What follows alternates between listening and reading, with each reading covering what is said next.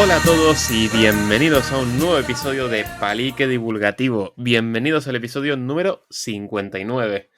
Una semana más acompañándome aquí a mi lado el segundo mejor biólogo, o bueno, lo entenderán aquellos que se hayan escuchado el programa anterior. Víctor, ¿qué tal? Víctor, ¿cómo va todo? Hola, ¿qué tal, equipo? ¿Se han Tío, asustado? Pues ese es mi corazón cada vez que veo un vejeque, ¿vale? Métanse un momento en mi cabeza para que vean cómo funciona. Yo encantadísimo, por supuesto, de estar aquí, sea el primero o el segundo. Tú siempre serás el primer físico en mi corazón. qué bonito. Nada, te iba a decir que para los oyentes que se estén preguntando qué narices fue lo de primero, es una lección de Palique Divulgativo para que sepan que no se tiene que hablar pegado al micrófono porque se escucha muy mal, Víctor. Vale, muy bien por ejemplificarlo así. Ha estado fantástico. Gracias. Socorro. Y bueno, y a mi otro lado, pues Adrián Flores, ambientólogo, pajarero y un largo etcétera siempre. Segundo mejor ambientólogo. Por decirlo así, ya todo el mundo somos segundas cosas. ¿Qué tal, Adri? ¿Cómo va todo? Bien, súper bien, con ganas de palique, que la semana pasada no pude estar, pero esta viene con noticias súper interesantes y con muchas ganas de palicar. Y aquí, pues nada, aquí su físico de cabecera, su rara avis, su segundo mejor físico, y rara avis de este podcast, Daniel Prieto. Es un placer, como siempre, estar aquí todas las semanas presentando y dando paso a mis excelentes y maravillosos compañeros. Que a mí, vale que soy el que suele abrir este podcast, pero vamos, que sin ellos esto no sería nada, porque yo no me veo capaz de llevar este pedazo de proyectos solo, y bueno, no se puede tener un mejor equipo, la verdad. Así que, bueno, sin más dilación, yo creo que podemos cerrar esta breve introducción y damos paso a la tertulia.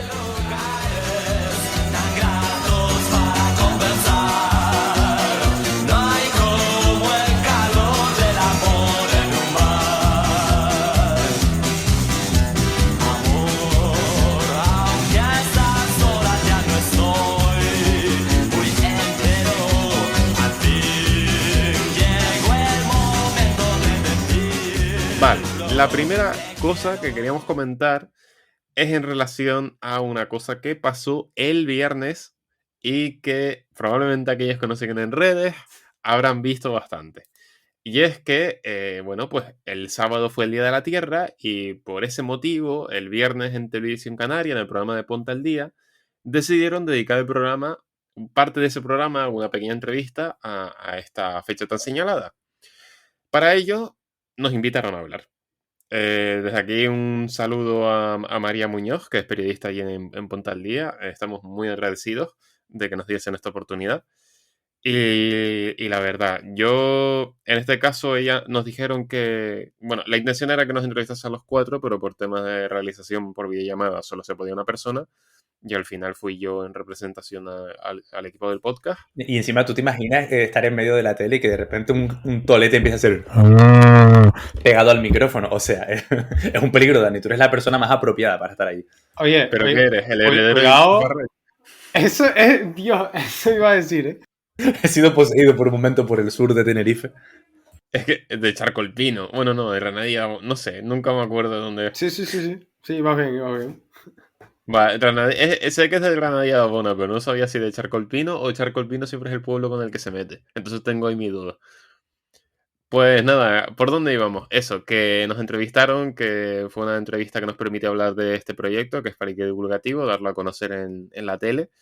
También hablamos un poco de los parques nacionales de Canarias y de su protección y del parque móvil de las islas, que bueno, que es ese dato que hemos dado aquí por activa y por pasiva, que si fuésemos un país independiente seríamos el séptimo país del mundo con más coches por habitante. Y eso es un problema gordo. Pero bueno, aquí hemos venido a hablar de la experiencia de la tele. Es verdad que el que habló fui yo, pero quiero dar paso a mis compañeros un poco para ver cómo ellos lo vieron desde fuera, o sea, cuáles han sido sus impresiones y qué piensan de esta oportunidad. Víctor, si quieres empezar tú.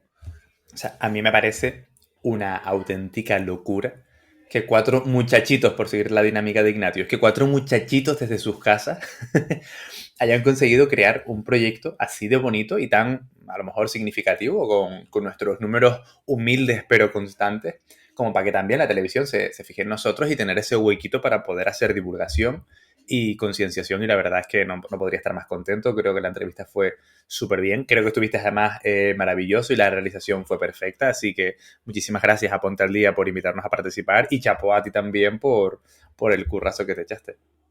Bueno, currazo, apuntar 4 cosas en la libreta y contarlas. Pero no, o sea, de verdad estamos muy agradecidos al programa que nos dice esa oportunidad.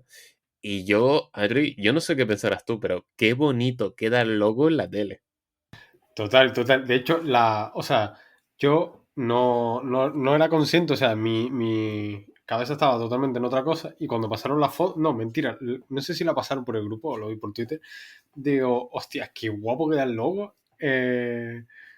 Y teníamos dudas al principio, ¿eh? Sobre el logo y queda, pero increíble, ¿eh? En la tele. Y también en las camisas y en las bolsas, que tenemos el merchandising un poco olvidado.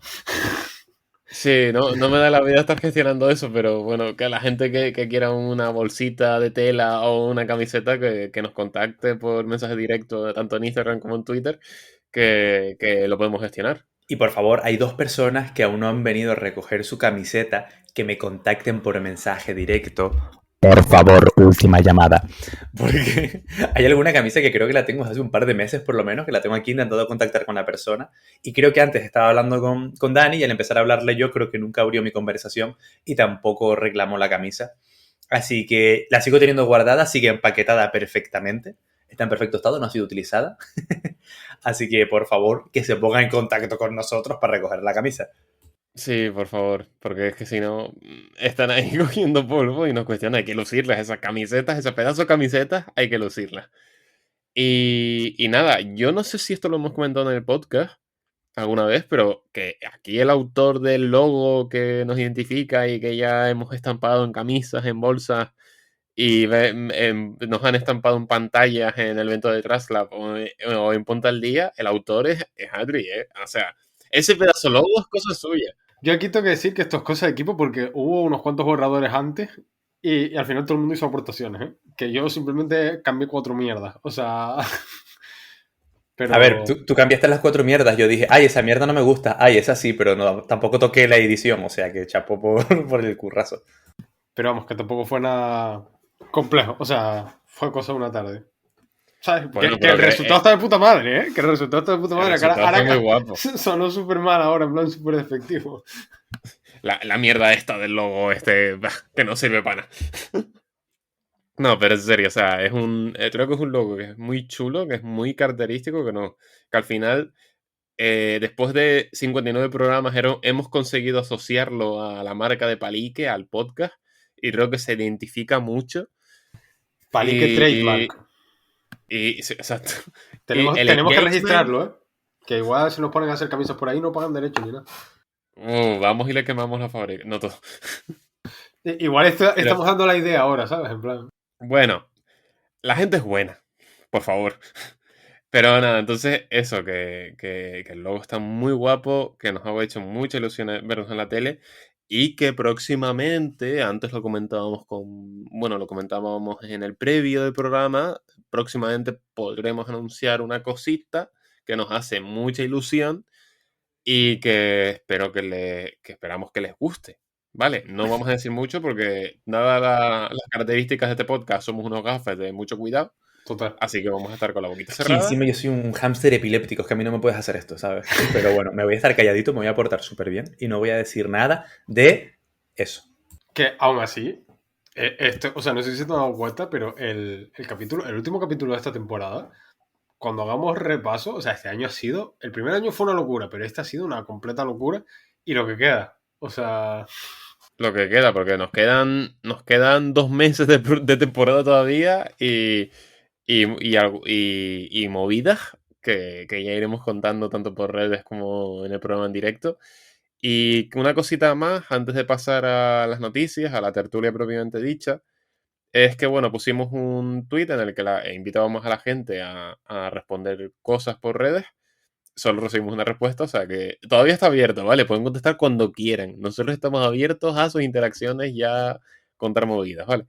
Recibimos un mensajito de Esther, que es una antigua alumna de Rafa, cuando estaba dando clase en un instituto el año pasado, quejándose de la racha de chistes malos de Rafa. con desgracia que hoy Rafa, nuestro segundo mejor biólogo, al igual que Víctor, eh, no ha venido, se ha librado de la A ver, bronca. yo creo que por algo, ¿eh? Se la Bueno. veía venir. Se la veía venir, se venía a venir la bronca. Yo, Esther, mira, hemos hecho lo que hemos podido, no está aquí, pero bueno, hemos dado tu mensaje al público. Pero, a ver, es decir, que el de Pedro Pascal, el del programa pasado, el chiste, me pareció sublime. Y a la gente en Instagram, donde me subimos ese fragmentito, también le gustó. Entonces yo creo que eso es O importante. sea, lo que pasa es que a mí todos estos chistes así como de física y de química y tal como que me cuestan y ni trato de entenderlos. Ese es un pequeño homenaje a nuestro Rafa. De hecho, ese chiste se lo robé a él totalmente. Un chiste solo para gente muy versada en química y nomenclatura y demás. Y por favor, córtame ya. Vamos a hablar de ciencia. Vale, mira, pues ya está. Vamos a cerrar este pequeño primer paso de la tertulia en el que hemos comentado algunos de los aspectos más a nivel de este podcast, más a nivel personal. Y vamos a pasar ya a las noticias científicas, a la selección de la semana propiamente dicha. En este caso, bueno, empezamos con Adri, que nos trae un fenómeno que ha sido bastante curioso y que llamó bastante la atención. Sí, pues efectivamente traemos auroras boreales en Extremadura. O sea, sí, como suena, sé que parece una locura, pero un fotógrafo llamado Lorenzo Cordero pues hizo una foto de unas auroras en Extremadura que han sido, o sea, fueron seleccionadas como imagen del día por la NASA, que pues tiene una cuenta en la que comparte cada día una imagen, selecciona una, y fue cogida esta. ¿Por qué se vieron auroras en Extremadura? Pues porque estas auroras, o sea, ha habido una mayor actividad solar, básicamente, y ha habido más interacciones en la atmósfera, con el campo magnético terrestre, lo que ha propiciado pues que las auroras se vean más abajo. De hecho, también se vieron en Texas y Arizona. Y a relación de esto me parecía interesante mencionar, para quienes no conozcan este evento, el famoso evento Carrington, ¿vale? Que fue una tormenta solar, de hecho la más grande registrada, que fue en 1859. Me hace gracia porque yo antes hablando con ustedes les dije, antes de que nosotros naciéramos, me suena que por el 70, ¿sabes? O sea, 1859. O sea, las fechas me bailaron A ver, bastante. antes fue bien. Sí, A sí, ver, a ver. a ver, Adri, fue casi en los 70. De 1800, pero casi en los 70. Bueno, siglo arriba, siglo abajo, ¿no?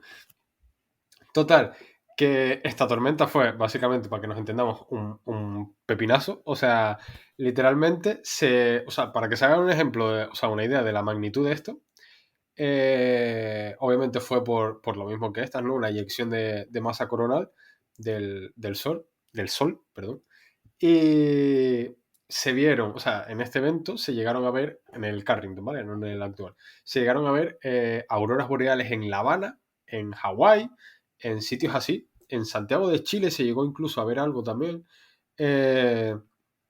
Y de hecho, lo más loco de todo es que provocó muchos problemas en países como Estados Unidos, Canadá, etcétera, con el tema de las luces, o sea, el tema eléctrico. Dejó muchas ciudades sin electricidad, provocó cortocircuitos, incendios por toda Europa y América. O sea, en definitiva, una locura de evento que provocó un montón de consecuencias.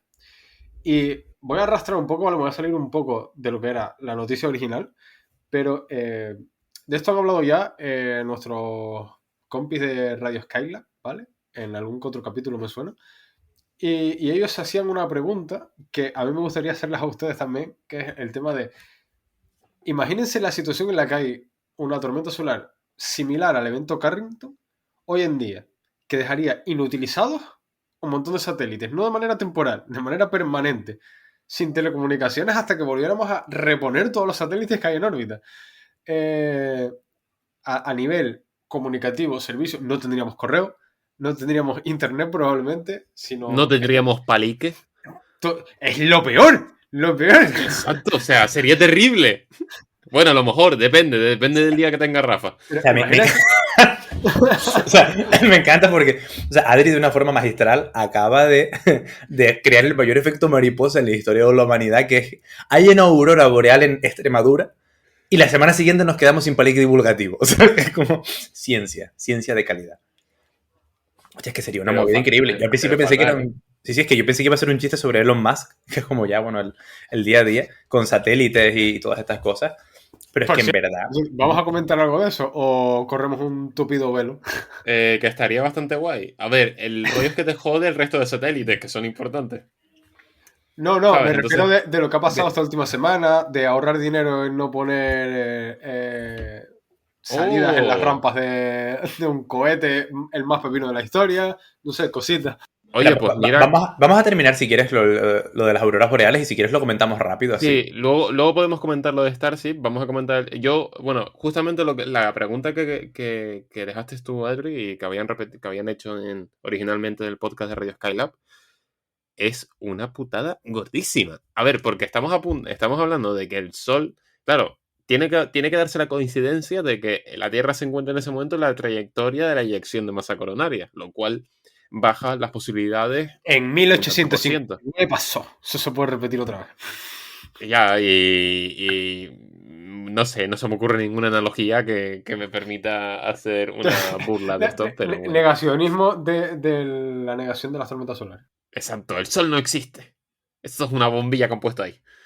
Em, ¿Qué iba a decir? No, que en realidad sería. O sea, es que si ya en el evento Carrington fue bastante toca narices en el sentido de que estamos hablando de lo que has dicho tú, incendios, cortes de electricidad, etcétera. En 2023, en el mundo hiperconectado en el que vivimos, hiper electrificado, en el que todo funciona con chips, todo funciona con ordenadores, nos vamos a la mierda. O sea, yo no sé cómo sería el golpe, pero recuperarse de eso creo que sería bastante duro. Nos Porque estamos daríamos hablando de... cuenta del fallo que cometimos al dejar las palomas mensajeras. ¿Eh? No, pero es que ya no solo a nivel de mensajería, o sea, a nivel médico, a nivel de sistema sanitario, a nivel de sistema educativo, a nivel de comunicaciones, de transporte, No, y a de... nivel seguridad en otros ámbitos, rollo, es que no sé, se me vino rápido. Detectores de seísmo, por ejemplo. O sea, por poner un ejemplo, como hay 80.000 detectores de 80.000 cosas, ¿sabes? O sea, rollos así que son, al final, que depende vida de gente, ¿sabes? Del Es que es tema eso, sanitario.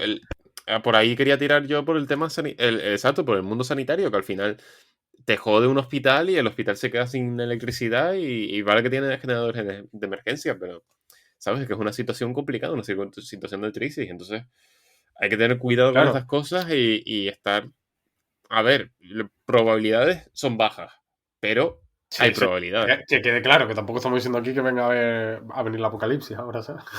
Pero aún así me parece una situación muy, muy Es que, complicada y claro, tú no sé si, comentabas el bueno, tema de los hospitales.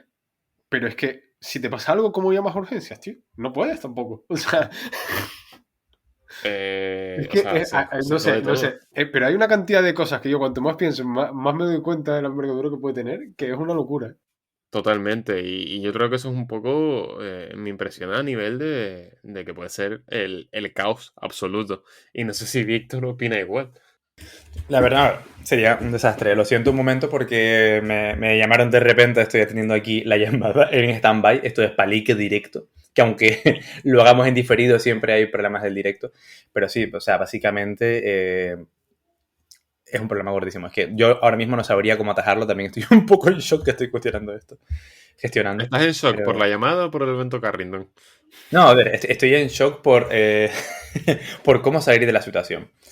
Pero bueno, al final siempre se dice, oye, pues antes se vivía así, no había ningún problema y demás, pero en un mundo en el que estamos muy adaptados a todas estas tecnologías, que estamos conectados de esta forma y acostumbrados también a este estilo de vida, nos costaría muchísimo volver a adaptarnos rápidamente. Ya solo los cambios que produjo el COVID, que aún seguíamos conectados, supusieron una serie de catastróficas desdichas. No, Pues no, pero no quiero ni tú imaginar cómo llegaría imagínate esto. el combo pandemia más evento Carrington. Sí, pero Me tiro por la ventana. Me básicamente. tiro por la ventana, te lo juro. Gente desapareciendo, pero porque se tira por la ventana. Literalmente dice, ey, ey, ey, pero que no puedes salir a la calle, Ojo, dice. depende del orden. Con el cuerpo ahí aplastado. Claro, pero depende del orden, porque si primero es evento Carrington, antes que confinamiento, no te enteras del confinamiento. Ah, bueno, claro. El ¿Te orden de los imaginas factores de producto. mandando un avión de la península con alguien a decir, "Shh, están confinados"? En plan, dilo, en plan, cuéntalo, tal. Pásalo. Que corra la voz. Yo creo que ni confinamiento ni hostia, la verdad. En ese caso la gente diría, ¿qué me estás contando, tío? Si ya el COVID en su momento fue una cosa difícil de digerir, imagínate estando aislado. Es como, ¿qué me cuentas? Pero vamos, una cosa totalmente loca. O sea, vamos a dejarlo así porque yo creo que es una movida bastante tocha. El hecho de que haya Los auroras influencers al paro. boreales. Es que se me acaba de venir ahora. Lo siento por el comentario, pero los influencers al paro. A ver, es que habría un montón de trabajos, tío, que se irían directamente a la calle, es que no se pueden hacer. O sea, porque claro, ¿qué empresa te va a tener? Tú imagínate que tu trabajo es. Todo depende de sistemas de comunicación o de algún tipo de cosa por el estilo, ¿no? Entonces, si esto se tarda en reponer a lo mejor 5 años, ¿qué empresa te va a estar pagando 5 años si tu trabajo no se puede hacer de otra forma? En el caso de que no se pueda hacer de otra forma. O sea, no sé, mejor no pensar en esto, te lo digo. No vamos a arreglar nada tampoco si viene uno. O sea que. Me encanta cómo siempre acabamos en cosas deprimentes. Total, es que No tengo tenemos sedón. arreglo. Tengo sedón. Buah, una madre cosa- mía. Y todo por culpa de una aurora boreal en Extremadura. Es que me lo pienso y me da esta rabia. Buah. No llega el tren y llega la aurora, hermano. Es que qué desgracia, de verdad. Hostia, buenísimo. Ay, Dios, un saludo a todos los No, extremeños que tienen que vivir una odisea para salir de Madrid. Digo, de Extremadura, para llegar a Madrid. Starship. Bueno, Starship, justamente eso quería decir. Pero Star no. Star Nope. Star, lo que se dice Star, no mucho. hombre, Yo Start. Luego lo que pasó después. Finish, no. El finish no fue como quería. A ver, que nos estamos riendo, pero en verdad era una misión súper inspiradora. No, inspiradora no es la palabra, pero alentadora de, joder, qué guay que se esté haciendo esto independientemente de quién lo esté haciendo, ¿no? Tío, a mí Ha salido siempre, mal. o sea, putada. siempre me ha venido una duda y esto, o sea, relacionándolo con las imágenes que he visto del lanzamiento de Starship, ¿no? Siempre que veo el lanzamiento de SpaceX, que son en Cabo Cañaveral, ¿no? Donde lanza la NASA también, hay un montón de casillas, bolleras, espátulas y tal volando cada vez que pega el cohete, porque, o sea, que empieza a despegar, porque claro, tiene que haber de bichos, hay que flipar. Y mi pregunta es, ¿por qué la base de lanzamiento, no sé si es la más grande que existe a nivel mundial, en un humedal? O sea, no entiendo el por qué. O sea, pero bueno, preguntas aparte. Eh, comentamos, ¿qué vamos a comentar? La misión en general rápido. Comentamos lo de que le quitaron la licencia y que no puede lanzar más Starship por ahora. De eso no me había enterado. A ver, yo quería preguntarte, yo es verdad que no me sé la respuesta exacta, entonces creo que es una suposición. El tema de Cabo Cañaveral, yo entiendo que tiene sus orígenes en la Guerra Fría y que en aquel momento era el único sitio desde el que Estados Unidos podía lanzar. O sea, es el sitio más al sur. ¿Sabes? Estamos hablando de Tiene una sentido. buena posición, bueno, relativamente cercana al Ecuador y en territorio continental que permite lanzar cosas más. Bueno, y que si te falla se va al agua. ¿Sabes? O sea, Que yo no, creo que no- no les también. voy a mentir, o sea, les voy a dar el dato más o menos como lo recuerdo y después les explico por qué conozco este dato. Hasta donde sé, creo que el Cabo Cañaveral se había elegido en su momento porque los cohetes podían aprovechar el movimiento de rotación de la Tierra y técnicas, temáticas físicas, las cuales no tengo ni idea, pero algo así como que aprovechaban la velocidad lineal de la superficie de la Tierra hacia el Ecuador y entonces creo que había como una menor fuerza para poder salir de la atmósfera o algo así, creo que estaba relacionado con esto. Y este vago pensamiento lo recuerdo no porque sea un friki del espacio, porque yo creo que de los cuadros del podcast soy el que menos enterado está del tema, sino porque en la última temporada de JoJo's Bizarre Adventure, spoiler, acaban en Cabo Cañaveral. Yolín. Acaban en Cabo Cañaveral pegándose con un cura que puede hacer cosas, no voy a decir el que para no hacer spoiler. Un cura afroamericano. Un cura afroamericano, descendiente de japoneses seguramente, que hacía gay movida. También. Enamorado de un vampiro. Enamorado de un vampiro. Un vampiro británico. Sí, con poderes y bueno, cosas para tampoco hacer más spoiler, ¿no? Y comentando de Cabo Cañaveral. Y yo dije, pues se lo habrá inventado también la serie. Y dije, no, efectivamente, esto existe, esto tiene su sentido. Y en su momento creo que recuerdo haberlo buscado y estaba relacionado con que era el mejor punto para poder hacer despegue de cohetes en función al movimiento también de la Tierra. Yo entiendo que será el mejor punto, o sea, es justamente eso, por eso se lanzan los cohetes más cercanos al Ecuador, porque al final aprovechan esa velocidad lineal. Joder, no me entero un poco de astromecánica. Pero son teorías y suposiciones de que en mi cabeza de físico tienen sentido y tienen una relativa intuición. La física muchas veces y la intuición pues te traiciona. Pero en este caso creo que va por ahí. ¿Sabes quién sí se entera de esto? Y lo dejo ya ahí votando por si en algún momto nos llama a entrevistarle y decimos, oye, esto lo hemos comentado en un podcast. No sé si conocen de Twitter a un usuario que se llama Diego o Anatol, que es un pibe que es, creo que era ingeniero, ahora no me acuerdo en qué estaba metido, lo siento, Diego. De hecho, nos desvirtualizamos el otro día en Garachico para dar una vuelta. Ah, vale, ya sé quién es, ya lo ubiqué. Vale, pues Perdón. él trabaja para no sé si la agencia espacial, una agencia espacial, ahora está en Países Bajos, si no me equivoco. Y justamente me comentaba que, por ejemplo, en el caso de Elon Musk, una ventaja que tenían su SpaceX en general era que había trabajado bastante el modelo de piezas o elementos reutilizables. Es un poco irónico de cara que, pues en este caso, pues ha salido tan reventado que no sé qué se podrá reutilizar, pero que bueno, que a lo mejor son temáticas interesantes que podríamos tratar con él más adelante, así nosotros no nos metemos tanto en un berenjenal, aunque ya estamos metidos hasta el fondo, y él nos puede comentar un poquito su experiencia trabajando allí y que si se atreve a decir que salió mal con el lanzamiento y cualquier otra cosa, pues yo creo que podríamos invitarle a que nos comente algo. Pues estaría muy guay. O sea, ahora tenemos que planear los invitados de estos 2 meses que nos quedan de programa, de podcast. Pero creo que estaría muy guay invitarlos. O sea, que guay. Y ya yo creo que desde el apartado técnico de meter mierda, vamos a llamarlo apartado técnico de meter mierda. Me parece una cosa muy Bueno, formal. es que queda, o sea, yo creo que lo que queda también es apartado técnico meter mierda. O sea, Exacto, o sea, vamos a meter mierda. Si eso nos encanta. A ver, señor, que se salta las normas de seguridad en la plataforma de lanzamiento para que todo eso le estalle y le trae un socavón que digo yo. ¿Ves la foto y dices, agüita? O sea, ¿qué carajo ha pasado aquí? pero ya no la foto. ¿Tú viste los vídeos de donde se veía bloques de hormigón del tamaño de coches volando? O sea, que de hecho había un coche aparcado, que sí es verdad que estaba en la zona de exclusión y se ve que lo dejaron ahí. Pero, tío, o sea, que estamos hablando de que la parte de abajo de la rampa era hormigón. Y hizo un cráter en el hormigón por no hacer las típicas salidas de. O sea, es que, vamos a ver, es el puto cohete más grande de la historia. O sea, es que. O sea, si no es por ahorrar dinero, de verdad yo no me creo que ninguno de los ingenieros se haya dado cuenta de, mira, igual aquí hay que hacer esto. ¿Eh?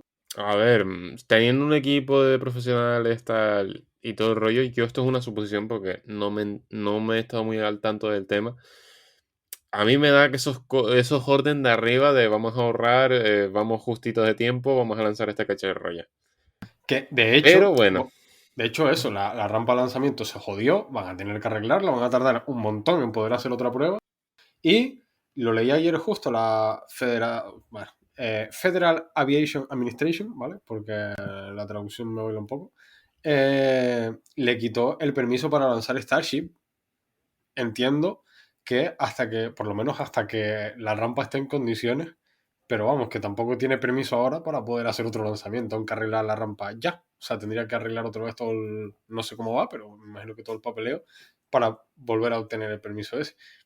En definitiva, que un follón. Como siempre con este señor, no puede ser todo perfecto.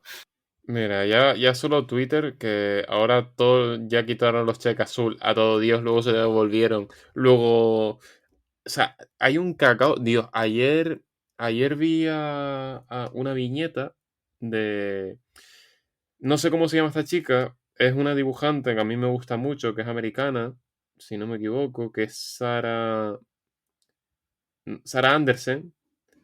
Sí, Sarah Anderson. No sé si es americana, pero me suena que sí. En el que ponía, se ve como dice Twitter antes. Entonces se ve como un señor puesto en un estrado hablando y diciendo hola a todo el mundo, tal, y con el check arriba. Rollo, mi perfil está verificado. Se hola a todo el mundo, soy una organización de noticias y aquí está la información de hoy. Y el Twitter ahora se ve a una persona en el mismo estrado con el check azul que pone y le pregunta al público, ¿quién eres tú? Y dice, soy Drake.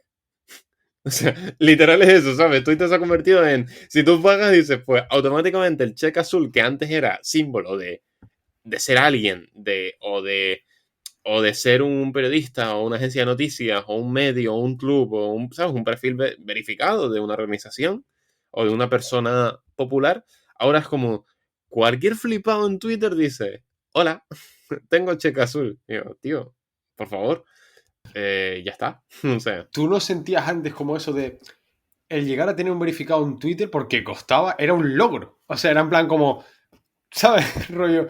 Y ahora, pero ni, o sea, ahora este señor dice, quien quiera se lo puede poner. Ni de coña me pongo esa mierda. O sea, ahora es como un símbolo de la deshonra, ¿no? En plan, como. ahora es, no, paga Twitter Blue. A mí era una cosa, a mí me hubiese gustado tener verificado, o por lo menos Papalique. Papalique tener verificado hubiese sido la hostia. Mira, ya tenemos una interpretación en medio. O sea, le metes dos más y a lo mejor colaba. Pero, Yo es que es eso, el tema lo veo en el peligro, ¿sabes? De que antes ese tic azul te hacía saber que este medio era el oficial, que esta persona era de verdad esa persona, o sea, un político, yo qué sé, un streamer o cualquier persona así. Y ahora es que no sabes quién es quién, ¿sabes? O sea, en plan, o lo conoces o te fías o estás seguro, pero yo ahora puedo ponerme, ¿qué te digo yo? Obama, ¿sabes? Y si Obama no tiene su arroba como Obama, me pongo Obama, me pongo una foto de perfil, pago el Twitter Blue y aparezco como Obama verificado, ¿sabes? bueno, yo no sé si esto lo hemos comentado en el podcast, cuando fue todo el tema de Twitter Blue, cuando empezó, que alguien compró Twitter Blue, se puso de perfil, que era una empresa, el mayor fabricante de Estados Unidos de insulina. Y de repente el tío puso, dice, insulina en redes para todo el mundo, las acciones de la empresa. ¡Bum! Se desplomaron. Literal, pero las acciones de esa empresa cayeron en picado, ¿eh? O sea, fue una locura. Y hay otro problema que me acabo de acordar porque justo lo vi ayer, con el, no sé si lo han visto, con el tema películas. Ahora Twitter Blue, o sea, la gente que paga Twitter Blue pueden poner vídeos en alta calidad del tiempo que les dé la gana, casi. O Ah, sea, sí, creo es que son rec. 2 horas y pico. Allá vi. No, pero ayer estaba Mario, que todavía está en cine, ¿En estaba, serio? estaba en Twitter. ¿Qué pasa? Que por lo que leí el otro día en un artículo de algún jurista, decía que la responsabilidad legal de eso no es de la persona que lo publica, es de la plataforma por permitirlo, porque es la plataforma quien tiene que manejar eso. Entonces yo no sé, a Elon Musk se le tienen que estar acumulando las denuncias, porque yo soy Nintendo y me estás poniendo pública una peli mía que todavía está en el cine. O sea, no sé, está haciendo un caos, pero por todos lados. Y a mí me encanta porque es precisamente Nintendo, ¿sabes? Que Nintendo demanda a la mínima. Dice, ¿te llamas Mario? Pues te voy a demandar por copyright. Es que, vamos, A ver esa es M, una a ver cosa. esa M de ahí. Esa M, esa gorra roja, ¿quién te ha dejado ponértela? ¿Y esas setas, esos champiñones que te estás comiendo? ¿Qué pasa con ellos? Nintendo denunciando a Italia. Literal. Dice, se está poniendo en contra a Italia y al gremio de fontaneros. Vamos, yo no me metería con esos dos. Y con los fontaneros italianos, cuidadito. Bueno, yo creo que podemos dejar de lado el tema Elon Musk, porque mira que a mí me revuelve, me deja mal sabor de boca, no lo voy a negar. Me parece que el hombre está dando, va como pollo sin cabeza. Y vamos a pasar a cosas más felices, que son más de personalmente de mi gusto. Entonces yo les traigo una noticia hoy, que es una noticia que a mí me encantó cuando la escuché porque es queda muy lejos de mis estudios. Yo recuerden que soy físico, en este caso es una noticia de historia, pero a mí la historia siempre me ha gustado mucho y creo que es una cosa que he repetido bastante en este podcast. Encima, concretamente, cuando yo en el instituto estudiaba, pues, la España prerromana, con los celtas, con los íberos, a mí había un tema que me fascinaba y que me daba un montón de curiosidad y me daba muchísima rabia que no hubiese información o tanta información como quería de este apartado, que es Tartessos. Tartessos, afortunadamente, nos ha dado una alegría hace relativamente poco con el hallazgo dos, de dos relieves figurativos que se encuentran casi completos y que corresponden a mujeres adornadas con pendientes destacables, ¿vale? Que son unas piezas típicas de la orfebrería tartésica, parece ser. Este hallazgo ha tenido lugar en la misma región donde esta aurora boreal que comentó mi compañero, en Extremadura, concretamente en el yacimiento de Casas del Turuñuelo, en Badajoz, y es responsable, bueno, y ha sido realizado, perdón, por el Instituto de Arqueología, que es un centro mixto del CSIC y de la Junta de Extremadura. Bueno, ¿por qué es importante este descubrimiento? ¿Por qué ha supuesto noticia, ha sido tan comentado en medios, etcétera? Pues principalmente porque supone un cambio en el paradigma de la cultura catartésica. Hasta ahora se pensaba que su panteón estaba compuesto únicamente por representaciones de animales, de plantas o a través de betilos, que son piedras sagradas. Y ahora, estos bustos, que dado su calidad técnica y detalle artístico, se piensa que puede tratarse de dos divinidades femeninas del panteón tartésico, pues claro, hemos pasado de plantas y animales a seres humanos, a dioses con forma humana, dioses antropomorfos.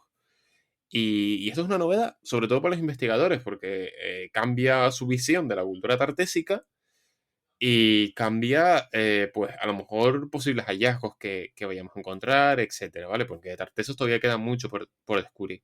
Pero antes de pasar a comentar la noticia en sí, vamos a hacer un pequeño repaso de qué es Tartesos, o sea, qué es esa misteriosa civilización que a mí me fascinaba tanto durante la secundaria. Pues como ya he dicho, se trata de una civilización concretamente que pobló el sur de la península ibérica, Andalucía, Extremadura y el Algarve portugués. Nace a finales de la Edad de Bronce y es en la Edad de Hierro cuando se convierte en un importante núcleo comercial al entrar en contacto con las colonias griegas del sur de la península, porque tengamos en cuenta que los griegos, la antigua Hélade, los helenos, eran comerciantes muy activos, se expandieron Siracusa en Sicilia, perdón, no me sale. No me acuerdo de las colonias que establecieron aquí. Si alguno de mis compañeros puede buscar alguna. Me suena que Málaga era una colonia griega, pero ahora no estoy muy seguro. Pero bueno, se establecieron por todo el Mediterráneo y allí, en el sur de la península, entraron en contacto con esta civilización. Sobre el 500 a.C., reina Argantonio, que es el único monarca histórico conocido de esta civilización. Y sin embargo, aproximadamente 15 años después de la muerte de este rey, cualquier registro histórico de Tartesos desaparece. Ya no se escriben, ya no hay más escrituras sobre esta civilización y desaparece del mundo. ¿Por qué se piensa, por qué se sospecha que pudo haber ocurrido esto? Pues principalmente por la batalla de Alalia, que tuvo lugar en el 535 a.C. en Córcega, donde los griegos, los helenos, fueron derrotados por una coalición de cartagineses y etruscos, que eran un pueblo cartagineses de Cartago, es decir, del actual Túnez, y etruscos del norte de Italia, de la península itálica, ¿vale? Entonces, esta derrota provocó que Tarteso se quedara sin un importante aliado comercial y se sospecha que la desaparición de cualquier referencia escrita puede deberse a que fuera arrasado a que la ciudad fuese arrasada, la civilización fuese arrasada por Cartago como castigo por su alianza con los griegos, o por Gadir, que era una metrópoli fenicia, que es el actual Cádiz del sur de la península, que era un fuerte competidor comercial, o simplemente por los pueblos del centro de la península que aprovecharon ese momento de debilidad de Tartesos para entrar y quedarse con el poderío de la zona. Como he dicho ya, a mí es una civilización que me parece fascinante y el que estén descubriendo cosas ahora, estamos hablando de 2500 años después, del 500 a.C. son las últimas referencias, y que estemos descubriendo más y más, es una cosa que me mola mucho y que ojalá podamos un día entrevistar a algunos de los responsables de este estudio y hablar de Tartesos en profundidad, porque creo que es una civilización muy, muy chula. Lo siento, yo estoy enamorado, o sea, yo no estoy siendo nada objetivo. A mí es una cosa que me fascina y creo que es de mis episodios de la historia de España favoritos. Y no sé qué opinan mis compañeros de este hallazgo, de este conocer los orígenes o parte de los orígenes del actual, bueno, de los actuales pueblos que pueblan la península ibérica y de su impresión y recuerdo del instituto también, porque a mí Tartesos, bueno, pues era una cosita que me llama la atención, como ya he repetido por activa y por pasiva, porque me repito más, pero que los Simpsons. Pues Bueno, no, no, ¿qué pasó a mis compañeros? sí, sí, no, yo no te voy a mentir, la verdad es que yo no tengo recuerdos de haber estudiado Tarteso en el instituto.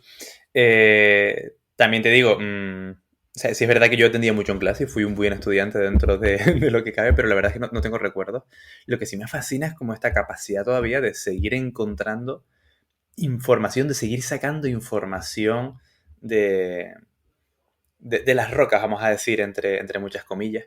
Y dentro de mi desconocimiento, en el que poco puedo aportar en esta historia, que por cierto has narrado maravillosamente, estaba embelesado escuchándote, me viene a la mente siempre con este tipo de noticias una frase de Lovecraft, que aplicó, por supuesto, en otro contexto, que decía algo así como que no está muerto lo que yace eternamente y con el paso de los eones extraños, incluso la muerte puede morir. Como diciendo, y esto es una interpretación totalmente inventada por mí, pero bueno, que aquello que ya está muerto, aquello que desaparece, ya sean especies de animales o plantas, ya sean personas, ya sean culturas, ya sea la propia historia que acaba enterrada, no está muerto eternamente porque existe la posibilidad de que llegue alguien para volver a descubrirlo. Si ese alguien nunca aparece y con el paso del tiempo los materiales se van erosionando, se van degradando, desaparecen para siempre, pues entonces es cuando esa muerte puede volver a morir. Y no en este caso cuando cosas de las que se supone que a lo mejor no que se sabía todo, pero que sí ya era difícil sorprendernos, nos vuelve a aportar información de nuevo, es como devolver a la vida a todas estas civilizaciones, a toda esta época que se vivió en la península, y la verdad que es algo súper emotivo, es algo súper interesante y es algo súper fascinante que a día de hoy, cada vez con más técnicas, por supuesto, para obtener esta información, se siga sacando nuevos datos de lo que en su momento pudo haber sucedido en la península. Joder, qué bien hablas, cabrón, de verdad. O sea, es una cosa. Cuando quieres te pones de un filosófico que digo yo flipo con este hombre, qué bien locuta y qué podcaster, vamos, del día. Me confirma mi compañero, bueno, acabo de buscar por un lado que Málaga sí efectivamente era una colonia griega, o sea que la memoria no me fallaba, y Girona también fue un asentamiento de los antiguos helenos. Y no sé si Adri quería añadir algo también. Simplemente quería decir que yo tengo que admitir que historia se me atravesó un poco en cuanto a asignaturas, o sea, no por tema de que me fuera mal, sino por tema de que, digamos que no se me explicaba de manera didáctica, ¿no? Y se hacía muy pesado. Sobre todo en bachillerato, historia de España. Se me hizo, o sea, imposible. Pero bueno. Uf, es que eso es un Eh, melón que cuesta, ¿eh? pero sí es verdad que siempre he sentido curiosidad en cuanto a documentales, ¿sabes? Sobre todo de otras civilizaciones y tal. Sí es verdad que, digamos, por mi parte curiosa, sí me ha llamado siempre la atención ese tema. También es verdad que no es la rama, digamos, de la que más he leído y tal, pero que también me ha llamado la atención. Y repetir lo que ya han dicho ustedes, que es increíble como a día de hoy. O sea, y también la importancia, ¿no? De proteger también el patrimonio, porque, vale, sabemos que, yo qué sé, se encuentra una cosa y esto está aquí, ¿vale? Y a lo mejor no se estudia ahora, pero dentro de unos años igual sí. ¿Sabes? Entonces, no sé, la necesidad que hay de proteger y de una protección real de los patrimonios arqueológicos, tanto en Canarias como en todo el planeta, ¿no? Y sobre todo, protegerlos también del expolio. No quiero nombrar a cierto país, pero eh, todos sabemos quién es, ¿no? Vale. Eh, y eso, que en definitiva que es súper importante y que los propios pueblos también conozcan su historia, ¿sabes? Que no sean expoliados tampoco. Quería puntualizarlo. Y queríamos aprovechar también desde Palique, hablando ahora de Tartesos y de ese cuidado del patrimonio histórico, del patrimonio cultural, hacer un aviso público a toda la gente que, bueno, que en Canarias patea los montes, patea los barrancos, visita cuevas, visita, bueno, pues le gusta perderse por ahí, irse a la aventura, de lo importante que es que si encuentran un yacimiento, que si encuentran restos, que si encuentran cualquier cosa, se notifica a un profesional y se notifica a las instituciones encargadas del cuidado de ese patrimonio. Y creo que aquí estamos todos de acuerdo con esa filosofía, en el sentido de que el patrimonio que uno encuentra en el barranco o encuentra en determinadas cuevas, ese patrimonio es de todos, o sea, de un pueblo con una identidad tan potente como es la Canaria, de un pueblo, de una región como es Canarias. Y entonces al igual que es parte de todos, todos tenemos derecho a disfrutarlo. Y yo creo que eso es cuestión de visitarlo y de encontrarlo en un museo. ¿Vale? Entonces, nada, yo quería hacer este llamamiento y precisamente hablando de yacimientos y de historia de Canarias aborigen, voy a dar paso a Víctor para que nos traiga su noticia de la semana. ¡Buah! ¡Qué bien traído que lo has dejado! La verdad es que sí. Nada, yo quería simplemente volver a reflotar uno de los asentamientos aborígenes que seguramente más información nos ha aportado sobre la época preeuropea en Tenerife, que es que se han retomado las investigaciones en la Cueva de los Cabezazos, en Tegueste, si no me equivoco. Que Sí, viva Tegueste. Barranco Agua de Dios, señores. Barranco Agua de Dios. Eso, ¡buah! Hermoso pueblo, hermoso barranco y hermosa cultura que este domingo, aunque este episodio se publica el lunes, el domingo hay romería, el lunes día de carretero, o sea que si están por la isla, pásense por Tegueste para ver las carretas, y el sábado próximo, baile de magos. Claro, o sea, Ahí lo dejo. cuadra súper bien porque tienes el Día del Trabajador que está pensado para descansar de la romería de Tegueste. Obviamente. Los que seguro que no se fueron de romería fueron los aborígenes que vivían en ese conjunto de cavidades que se encuentran en el barranco del Agua de Dios, ya que además de como habitación lo utilizaban como espacio funerario. Entonces imagino que no estarían mucho para fiestas. A lo mejor no para las fiestas más propias de una romería que vendría mucho después con los castellanos. Decía antes que es uno de los asentamientos que más información ha aportado sobre la época prehispánica, bueno, preeuropea, porque realmente ha sido un mix de todo. Y además de ser el que más información ha aportado, es evidentemente uno de los que seguramente más intervenido arqueológicamente ha sido. Yo creo que más o menos desde los años 70, la abundante cantidad de materiales arqueológicos que se han ido encontrando y la potencia de los distintos estratos que se pueden encontrar a lo largo de todo este conjunto de cavidades son elementos clave para comprender por qué se ha estudiado tanto. Al final es mucho material, mucho análisis que se puede hacer sobre este material, su gran potencia estratigráfica también nos permite hacer un estudio un poco más natural, cuadrarlo con bastante más precisión en el tiempo y demás.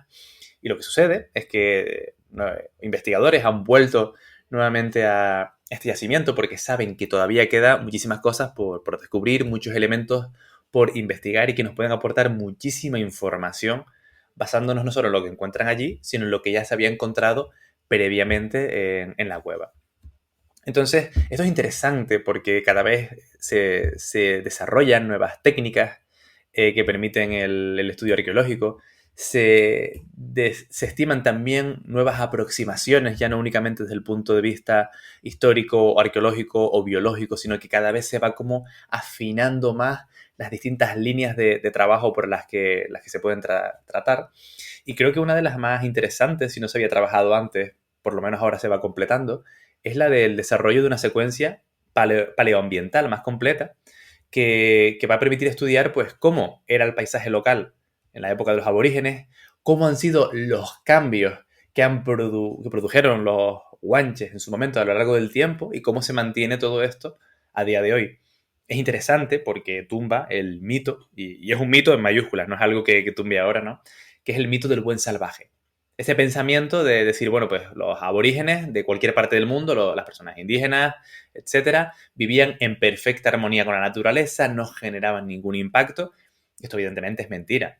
Desde antes de la llegada de los castellanos, normandos, lusos y demás, ya la presencia de los aborígenes supuso cambios muy importantes en la biodiversidad de las islas y en los paisajes que podíamos observar. La desaparición de determinadas especies de árboles, o por lo menos su reducción para la obtención de madera, procesos de deforestación, actividades de pastoreo con las cabras que ellos mismos introdujeron, e incluso la extinción de especies como las dos ratas gigantes, una en Tenerife y otra en Gran Canaria, o la disminución muy grave de los distintos lagartos gigantes de aquellas islas donde se encuentran. Entonces, ¿por qué es interesante este tipo de estudios? Porque analizan nuevas formas de entender la arqueología, se hacen análisis de polen, de fotolitos, de semillas e incluso de frutos con el estudio de los carbones y va a aportar una información complementaria a la que ya existe súper importante para, como el caso en el que comentaba antes Dani, se vaya cada vez perfilando mejor esta historia natural y historia también humana que podemos encontrar en las islas y que nos puede permitir además reconstruir no solo cómo vivían los aborígenes, sino qué aspecto podría tener el medio a su alrededor anteriormente. A mí me parece una auténtica pasada, me parece una auténtica locura. Yo creo que además de la entrevista que le hicimos a Jared, que yo por desgracia no pude estar, tenemos que traer a más gente de este ámbito para que nos cuente qué están descubriendo en este mundillo, porque es un mundo súper apasionante y que cada vez yo creo que, por lo menos las personas jóvenes en Canarias, estamos valorando más, que es el patrimonio natural y el patrimonio aborigen. No sé qué opinan ustedes. Totalmente de acuerdo. Bueno, iba a decir eso, que la gente, tuvimos el placer de charlar con uno de los miembros de esos estudios, de esa expedición, que es Jared Carballo, que, bueno, está en el episodio 55, la entrevista con él, hablando del origen de Canarias, del origen, o sea, el origen aborigen, de las sociedades aborígenes canarias, de sus trabajos en arqueología. Y de que, bueno, de que hacía, cuando nos entrevistamos hacía únicamente 2 días que lo habíamos, o sea, que había defendido la tesis doctoral y se había convertido en doctor. Así que de nuevo recalcar esas felicidades a Yared desde aquí. Y a mí personalmente, yo he de decir que este tema me toca muy de cerca porque yo he vivido, yo soy justamente en la zona de Tequeste Casco del barrio, pues un lado está pegado al barranco Agua de Dios, que es el que discurre desde, no sé cuál es su yacimiento, su nacimiento, creo que está por Pedro Álvarez, Anaga, o sea, el principio de Anaga quizás, y desemboca en Milán, que es un barrio de Tejina, aquí en La Laguna. Y la verdad es que, claro, yo he vivido mucho en ese barranco, o sea, yo he estado mucho tiempo en ese barranco, yo he estado muy bien, mucho, o sea, he compartido muchos momentos por ahí, y aunque mi casa cae al otro lado de la zona centro de Tegueste, yo, bueno, mi colegio estaba al borde del barranco, o sea, más de una pelota se fue al fondo del barranco y había que ir a buscarla luego, Puro ¿sabes? Y entonces, yacimiento, ¿eh? no, no, coño, a ver, en la No, zona pero que donde se también. podía caminar, ¿sí? No, que también, que era broma, pero bueno. Que al final también eso, con el paso del tiempo, también formará parte de otros yacimientos. No, ya, el yacimiento del colegio aquí al lado del barranco Agua de Dios. Y yo qué sé, yo un montón de excursiones, ¿sabes? Yo era con el colegio íbamos al barranco cada 2 por 3 y nos hablaban del barranco. Entonces, la Cueva de los Cabezazos ha sido como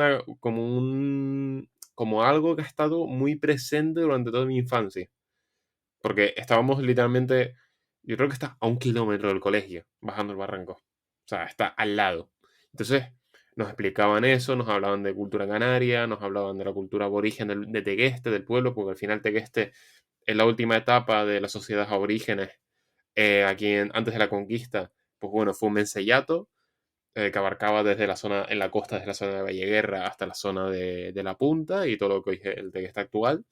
Y entonces nos hablaban de todo eso, nos hablaban de su historia y la cueva de los cabezazos, porque encima es una cueva que hasta hace relativamente poco era una zona que no estaba muy cuidada. O sea, no estaba, se estaba ahí protegida, pero no era ninguna locura. Y ahora que estén estudiándola más a fondo con profesionales, etcétera, pues es una cosa que me llena de orgullo, en el sentido de, joder, se va a conocer el patrimonio arqueológico de mi pueblo, ¿sabes? Por decirlo así. Y no sé si Adri quería añadir algo más en relación a este aspecto. Nada, que ojalá muchos municipios hicieran como Tegueste, ¿no? Por lo que estás contando, porque la verdad que hay un montón de sitios donde el patrimonio está totalmente descuidado y lo que me parece más grave, ¿no? Que la gente al final no tiene conciencia, o sea, no conoce la historia de sus antepasados, porque, no sé, hablamos en aquel capítulo fantasma que desapareció con Rosy Fregel, ¿no? Hablamos del tema genético, el tema de que, tío, la población canaria actual es descendiente, o sea, genéticamente seguimos emparentados con los aborígenes, o sea, todo, o sea, gran parte de la población tiene algún descendiente aborigen. O sea, eso es ciencia, ¿sabes? La genética habla y eso no se puede discutir. Y que todavía digas estas cosas y haya mucha gente que te trate como un loco, ¿sabes? Como, en plan, ¿pero qué dices? ¿Cómo va a ser? Tal, no sé qué. Y que todavía queda, digamos, hay mucha gente que no conoce o sea, lo que pasó bien, eh, cosas que no valoramos en sí nuestro matrimonio, ¿sabes? Y también, pues, como bien decía, como bien decía Víctor, tampoco es el tema de lo que se llama, ¿no? Como lo dijiste con otro nombre, pero lo que se conoce como la figura del buen guanche, ¿no? El buen indígena, creo que dijiste. Y tampoco es eso, ¿sabes? Tuvieron sus impactos y generaron problemas en las islas, introdujeron especies que a día de hoy siguen aquí y tal. Pero yo creo que vale la pena conocer su cultura y al final, pues eso, que son nuestros antepasados, ¿sabes? Merece la pena conocer la historia de eso también. Y no sé, creo que todavía queda mucho por hacer con eso.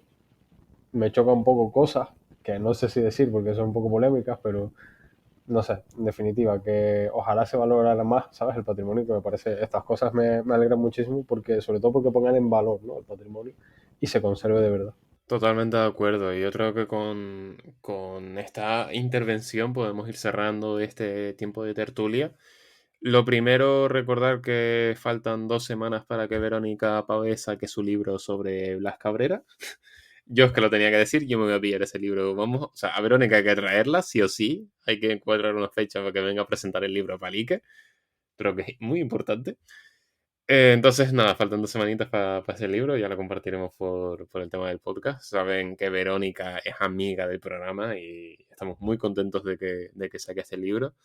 Y nada, y ya para terminar, bueno, recordar que ya no estamos haciendo recomendación, como llevamos haciendo meses, que toca un nuevo episodio de Palique Hic. Y en esta ocasión entrevistamos a Eliska Makova, ella es filóloga, y en el congreso, en el cuarto congreso de jóvenes investigadores organizado por la Asociación Quinte, presentaba pues una ponencia o un póster, ahora no recuerdo bien, me suena Un ponencia. póster. Un Si póster, si no me equivoco, además era un póster sobre Pablo Alborán.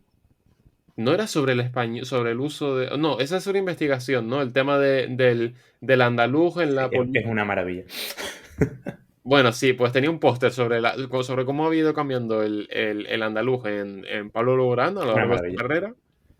Y luego está investigando sobre cómo se modifica el andaluz en los políticos andaluces que luego van a la política nacional. O sea, está muy, muy guay la entrevista. Y luego su investigación está muy, muy chula. Así que nada, les dejamos cerramos tertulia y les dejamos entonces con un nuevo episodio de Palique Hic.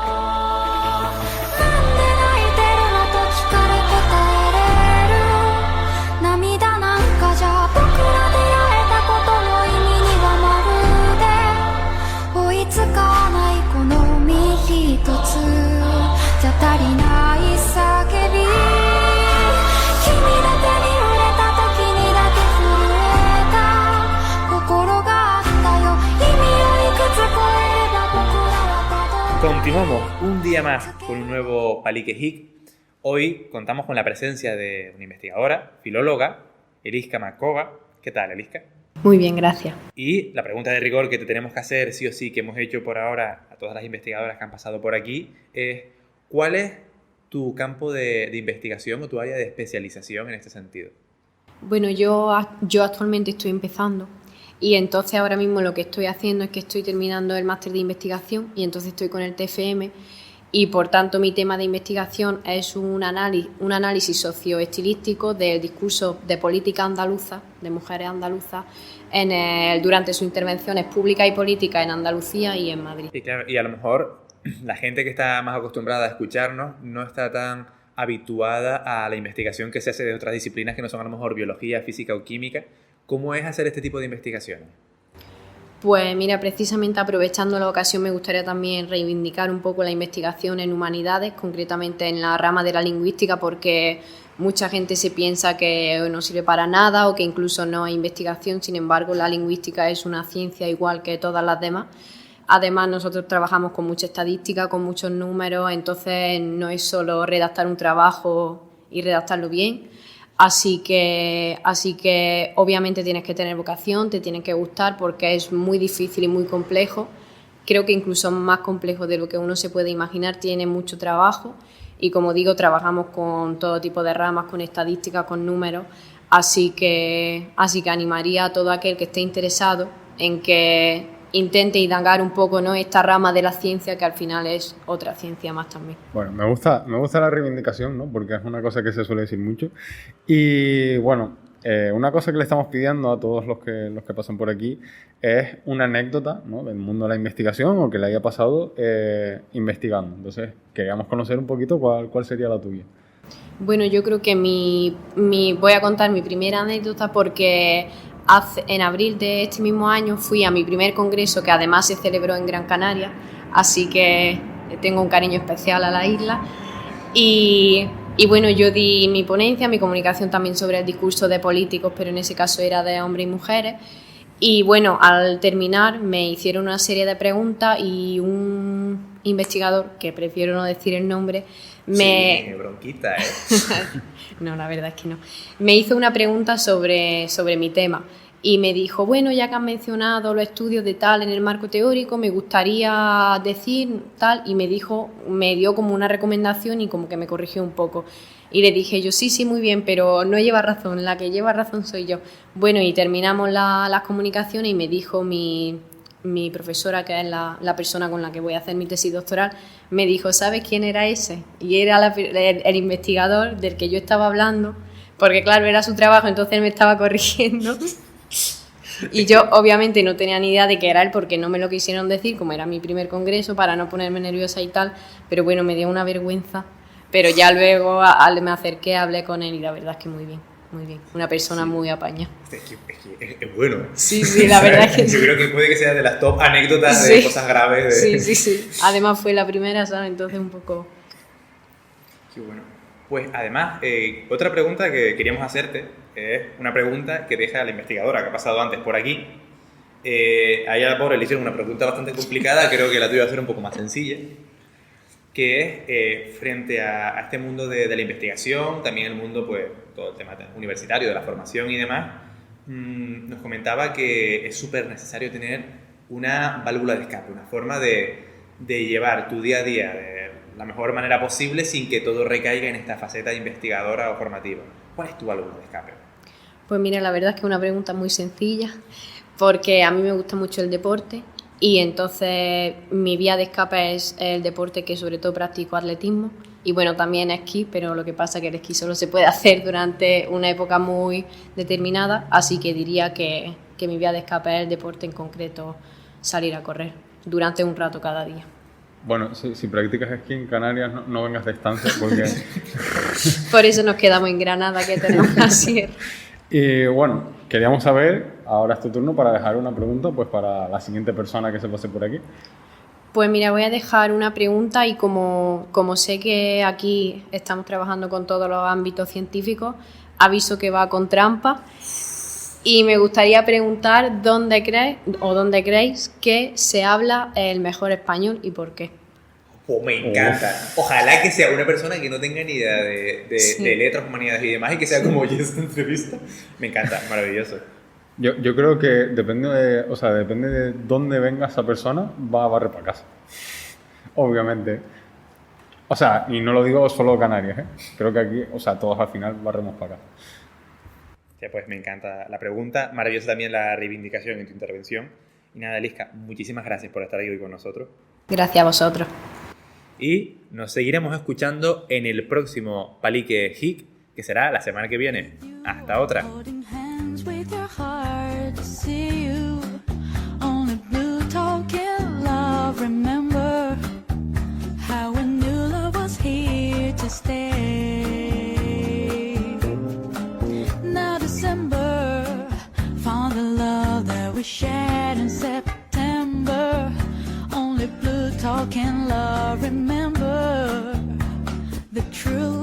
Esperamos que hayan disfrutado de este nuevo episodio de Palique HIC. Bueno, como hemos dicho ya, con una entrevistada maravillosa. O sea, un saludo aquí a Eliska, perdón. Y nada, yo creo que con esto podemos ir cerrando el programa, podemos ir cerrando una semana más, una tertulia que a mí me ha gustado mucho y se me ha hecho muy, muy corta, la verdad.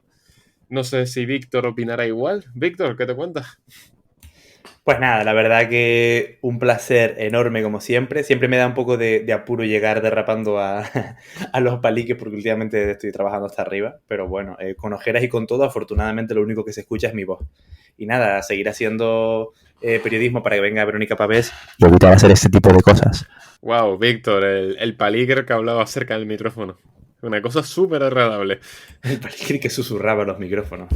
Que susurraba y chillaba. Bueno, sin comentarios. Y Adri, si querías añadir algo para finiquitar. Nada, agradecer como siempre a todo el mundo por estar escuchándonos, ¿no? Y les recordamos que pueden seguirnos en Spotify o suscribirse en iVoox, que es totalmente gratis y ayuda un montón. Y nada, encantado del Palique, esperando la semana que viene y esperando el de Verónica Pavía, esperando leerme el libro, porque la verdad es que desde que lo anuncié el otro día tengo unas ganas de ese libro. Total, yo estoy salivando ya por esas páginas. Y nada, pues con esto cerramos un episodio más de Palique. De nuevo, muchísimas gracias a todos los oyentes por escucharnos, por estar ahí, por aguantar, por seguirnos, por interactuar con nosotros, compartir su contenido, compartir movidas, invitarnos a sitios. Muchísimas gracias a todos. Este proyecto no sería lo mismo sin todos ustedes. Nos vemos una semana más, el próximo lunes, a eso de las 6 de la tarde. Y nada, por mi parte es un placer, Daniel Prieto al micrófono. Esperamos que tengan buenísima semana y adiós. Se desembarazó de la embarazada. Ya está, cuánta ambigüedad.